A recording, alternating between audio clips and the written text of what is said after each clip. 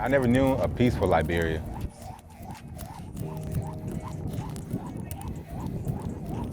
Before the war, Liberia was really a beautiful place.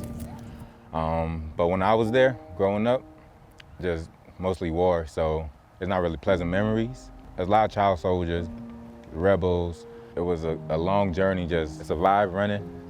Ironically, right, I'm a runner now, but yeah, it was just surviving. Initially, my dad that came over first, and then he sent for us, me and my mother and everybody else. A lot of times, families don't come all together, so was fortunate enough to get everybody over in our immediate family, that is. I think that the toughest part was just trying to fit in and trying to adjust to the people because it's a new environment, of course.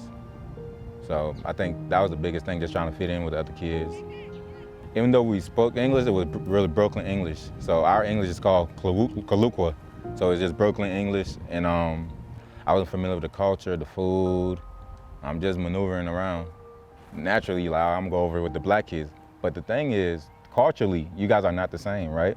So you go and try and fit in with the black kids, but it's like, nah, you're African. That's how they, you're African. Like, you sound different than us. Then you go with the white kids, it's like, you're not obviously not white, different culture. So it's a battle, and a lot of times you adjust everything, your speech, the way you move, just to find a spot to fit in.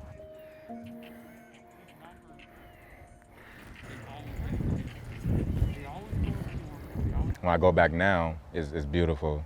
Everything's settled, and it's a beautiful country. I actually didn't even get into sports until high school when I came to the U.S.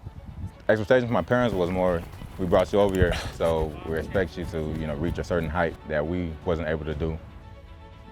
I feel that he can be a medalist with anyone else. He has the ability to do it. The anthropometry of him is different. He's made up in a capacity where he's just a strong person, not just physically, but mentally too. And he's uniquely driven in a sense where he takes pride in running for his country. He tried to get away from me. Now he's tired. First thing was football. I tried to play football. I played safety and running back in high school. I had a bad back, so I ended up just sticking with track and field. But I think football was easier because I was always faster, and for my size, I was bigger and faster than everybody. Like, I always raised guys in the neighborhood and in practice and stuff like that. And eventually, I just went and did it. I just kept winning and winning and winning, and then I got college looks and all that. So I began to like it. I think it made me like it. With track is the competition part of it, right? So regardless of what it is, but with track it's just you and the other person, right? And I just love the feeling of, all right, I know after this race, either I'm gonna be number one, and if I'm not, I know I can come back and be number one again. Get on his ass, Tosh. You coming every day, putting the work, and it shows. It's not like team sports where you need everybody else to do well, right? But track is just you. Let's go, Matadi! Take off, take off, take off! You see on TV, you see scouts, movies, come recruiting kids and all. So for that to happen to you, it was a surreal feeling, and especially going on visits and all that. My mom would cook for the scouts and all that, right? So like, she would cook poo-poo for them and all that. So, and of course they didn't want to be rude, so they tried, and they really didn't understand track and field, especially like Liberia, we were football, soccer country. Once the thing was an opportunity for them to go to college, then they became more welcoming to it, and overall they're always supportive, so. Yeah, they didn't miss one meet. My dad would even come do his work at the meets and all that.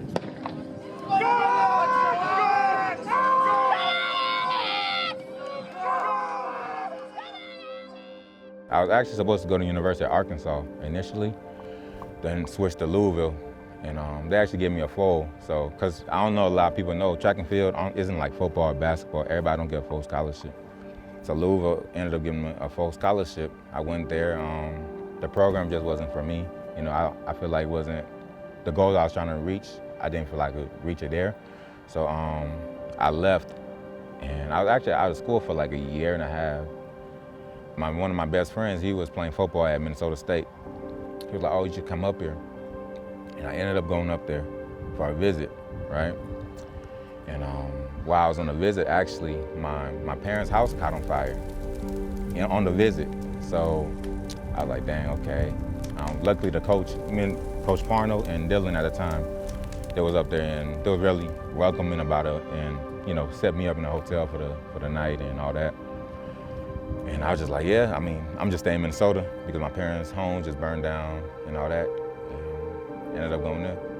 Right now, the way he started, his attitude and his drive right now is going to unfold into something pretty special, and I feel that Liberia is going to have a lot to be proud of. There's not that many Liberian athletes, so going in knowing I'm stepping on the line with 7 other people on this 100 meters, and it's only me from Liberia there, is a pride thing, because I know they're not looking at nobody else. People in our country looking at me like, okay, at least we'll have somebody there. Even like at Olympics, it was like, at least we'll have somebody there. Welcome to the world-famous Maracanã Stadium in Rio de Janeiro, Brazil, for the opening ceremony of the Games of the 31st Olympiad. Liberia! Sprinter Emmanuel Matadi leading out Africa's oldest republic. I think if I can bring a sense of pride to a country that feels like they don't have nothing and feels like all they have is hope, it's just being able to step out of my body and out of ego and be like, okay, I'm willing to step out there and be that symbol of hope. So you walk with the flag, and I look up, I just see the whole stadium surrounded, and then, so I'm like, don't look up, but I look up anyway, and I just see like thousands and thousands of people. And I get back after it's all over, and I see a whole bunch of mentions, everything about how proud everybody is, and I think that was that feeling I got, that everybody was so proud of me and so accepting and so, oh my God, that was way greater than I think the whole Olympics experience itself. There's a lot that he could do for them in uplifting with their exposure and the positivity of younger ones coming up behind them, realizing that, the dream is possible. I have a lot of kids that will DM me on Instagram, Facebook, and they'll be like, oh, I really want to represent Liberia also, or what does it take to be able to represent Liberia, the steps. So I definitely think they're appreciative. I'm tired, man. Nah, I'm tired, but it's not too terrible. I can definitely feel it. Because a lot of times I wanted to stop, honestly. A lot of times I was like, and I tried, but something always happens and I come back to it. So I definitely think God always pulls me back, put me in the position to keep doing well and keep progressing in the sport.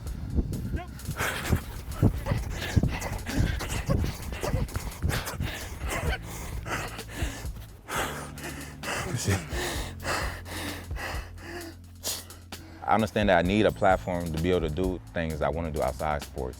So after I'm done, I definitely want to help the kids, the youth really in Liberia, to be able to not only become pro or whatever, but to just get to school, get to college through sports, through athletics. The biggest thing is consistency and resilience, right? I think when those two mix, you're unstoppable, because everybody have their ups and downs. It's just, kind of cliche, but whoever gets up the most, right? In my heart, I feel like there's a bigger calling than just me. Right? You might say it's spiritual, you might, whatever, universal energy, whatever you want to say, but in my heart, I just believe there's a bigger calling that's outside of me to do things for other people that will just change their lives. So I think that's why I keep pushing.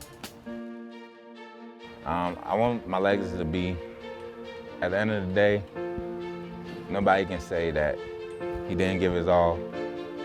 He didn't make sure that somebody else's life was better.